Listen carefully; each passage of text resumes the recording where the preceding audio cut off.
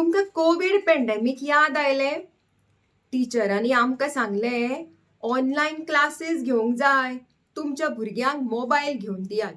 आनी आमी पेरंट्सांनी फाटलो फुडलो विचार न करता आमच्या भुरग्यांक मोबायल तयार करून दिले. आमकां खंय तरी भंय दिसलो न्ही की टिचर ऑनलायन शिकयता तें आमच्या भुरग्यांक चुकत जाल्यार.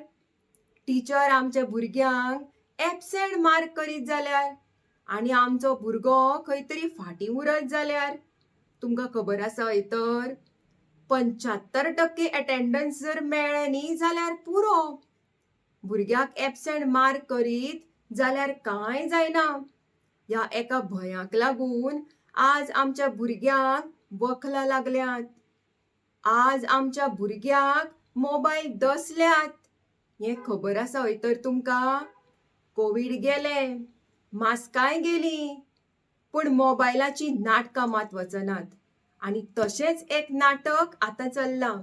जीं भुरगीं 5वी पास जाल्यात, 6वी पास जाल्यात, 7वी पास जाल्यात, तांकां खंय टिचर ब्रीज कोर्स म्हणून घेता.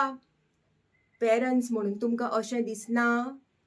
जून ते मार्च मेरेन भुरगे आमचे सदांच स्कुलान वता आनी पेरंट्स आनी भुरग्यां भितर जें गॅप जाला पळय तें ब्रीज करपाक जाय जाल्यार आमकां आनी वेळूच मेळना.